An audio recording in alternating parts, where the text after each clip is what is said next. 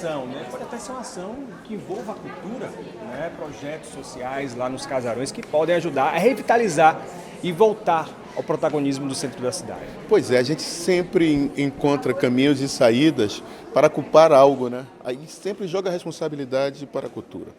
A cultura também precisa ser melhor gestada. Os casarões são de responsabilidade dos setores e órgãos habitacionais. O que é que eles precisam? E o que é que a gente está fazendo aqui hoje? Em uma situação de pensar e repensar a cidade. É realmente botar os pontos, né, nos is. O que a cultura, como você falou, precisa é que os habitantes, os moradores, encontrem conforto para ter segurança de exercer o seu papel cultural. Porque no momento que você encontra casarões em abandonos, com risco de cair, em situações que, por sua vez, por mais que nós estamos falando em preservação de patrimônio histórico, qualquer ação que você queira ter em relação a construir, você encontra dificuldade. Um dos maiores problemas que nós enfrentamos com a degradação do patrimônio histórico da Bahia ou de Salvador como um todo é o fato de que precisa se exercer políticas e ações de retrofits. Os arquitetos são todos prontos, preparados, mas terminam esbarrando em situações que pode dizer, isso aqui não pode ser assim. E hoje acredito que para a gente mobilizar uma grande revitalização nos casarões do Pelourinho, em Cachoeira, porque a gente não pode só olhar para aqui, no Recôncavo como um todo, ali a gente tem, né, um dos maiores centros, né, coloniais preservados no Brasil e no mundo, e que isso não é mais interesse só regional, isso é um interesse internacional. E o internacional está de olho, como nós, enquanto cidadãos baianos e líderes, estamos, como nos propusemos a realizar isso, que isso não seja apenas queixas costumais. A todo ano a gente está se questionando, mas cadê as ações? A cultura já mostrou o seu papel de que ela verdadeiramente pode ocupar esses espaços, mas quando esses espaços estão também preparados, né, e com manutenção para recebê-los. Então, o que eu quero dizer é isso, que talvez cultural seja uma ação de todos os cidadãos, junto à questão política, porque ela precisa existir, né, junto às iniciativas privadas, em uma cidade que, por sua vez, o mundo olha a Salvador como uma capital ISG, porque os nossos desejos, né, eles demonstraram a vanguarda que nós estamos. Nós somos muito experimentais, mas com o patrimônio histórico nós precisamos ter manutenção. E isso é um dever de todo cidadão. E muito mais ainda, nós precisamos ficar atento que nós somos uma cidade alta e uma cidade baixa. Eu considero que nós temos uma cidade média. E ela termina sendo o espelho das duas cidades, aonde enfrentam problemas gerados por essa hierarquia.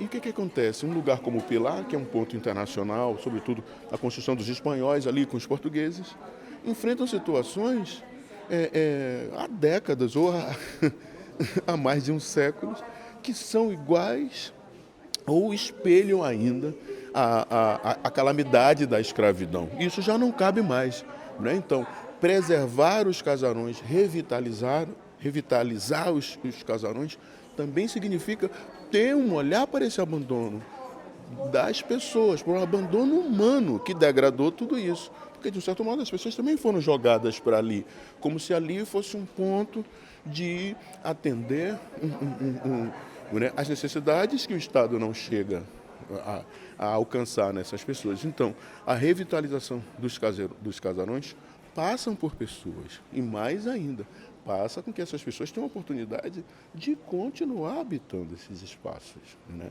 E que elas tenham segurança para que, no crescer disso, né, elas encontrem um motivo de sobreviver com algo que nós temos que é pujante, que é a força cultural que a Bahia tem. Então, cultura instalada, ou melhor, gente no conforto, a cultura sim se refaz, os casarões se refazem, e acho que nós estamos aqui para pensar essa proposta. Eu queria te perguntar sobre como é que o senhor avalia as ações que a Prefeitura vem realizando aqui no Centro Histórico.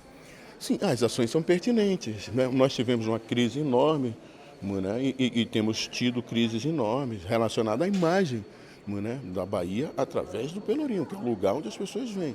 O fato da gente ver turistas sendo abordados de formas equivocadas ou até violentas, isso impede ou desestabiliza todo um plano de requalificação que Salvador está tendo. Ninguém pode dizer que Salvador não está tendo uma requalificação, né? Você passa para a cidade está mudando. E esse desejo é um desejo de que não seja só nos entornos visíveis dos cartões postais, mas que isso vá para os centros urbanos e etc. E vejo que vai. E vejo pelos interesses de todo mundo que está, nos grandes líderes, motivados a fazer com que isso venha a ter uma função precisa e que a gente resolva essas situações. Mas que o importante, que eu acredito que para essas soluções chegarem, é a gente também olhar como está acontecendo os retrofits. Como aconteceu em Barcelona, que em algum momento eu fiz parte, porque eu fiz parte daquele fórum, como aconteceu em Portugal, né? E como aconteceu no Porto do Rio, né? E a gente deu aquele grito aqui, né? O Museu do Ritmo, como uma ideia de revitalização. E já passei por quase 4 gestões. E estou ali. Estamos crescendo, estamos nos oportunizando, mas essa é uma visão minha social, mas também é uma visão empresarial. Mas a minha visão empresarial não pode me favorecer, né? Porque cultura, na visão do empresário, ela tem que ter um resultado que é um resultado intangível, que é o resultado da experiência das pessoas, né? Eu costumo dizer que essa cidade só vira como um benefício turístico se as pessoas estiverem confortáveis para sorrir para o turismo, né? Porque se estiver bom para a cidade, vai ser bom para quem visitar. Mas nós precisamos pensar uma cidade para o cidadão que habita. E aí ela vai sim ficar muito mais facilitada para aqueles que nos visitam. O senhor vem trazer a sua experiência, como o senhor se tornou no Museu do Ritmo e do Candial também? Sim, dentro de o que a Fundação Mário Leal, né? Fui convidado pela Fundação Mário Leal e a Prefeitura para dar uma visão cultural em todas essas reformas. E isso já está sendo um trabalho edificado nos últimos 5 anos. E no meu caso, desde 2005 que eu estou lutando por isso aí. Tem ideias pujantes acontecendo e vejo que elas também começam a ficar claras pelo desejo de que isso não pode mais ficar como está, ou continuar como está, né? Então, eu quero ser esse colaborador com essa experiência que obtive dentro de um coletivo importante, que é o meu bairro, que são grandes pensadores, e acho que eu estou tendo essa oportunidade de estar aqui mais uma vez para exercer com experiência, né? E sobretudo, com o cuidado humano, né? Nós não somos aqui, deixa para o arquiteto a beleza do arquiteto, deixa para o serviço social uma forma de atingir isso, e é o que eu falo o tempo inteiro. Não adianta a gente fazer retrofit e expulsar as pessoas. Não importa quem seja seu grau, seu grau ou conflito com a lei. O que nós precisamos é chegar com atenção que o Estado não deu. Inclusive as pessoas em conflito com a lei que terminam estando em moradias degradáveis, né? O olhar é ser humano. E acho que isso condiz com todas as nossas expectativas de que nós temos a Salvador Bahia, mas em especial hoje o comércio tem um olhar internacional para ele e nós precisamos aproveitar todas as oportunidades, né, que os laços que a gente tem com a UA, União Africana, União Europeia, com os Estados Unidos, com a China, que tudo isso venha a facilitar, porque esse é um porto que continua recebendo o mundo.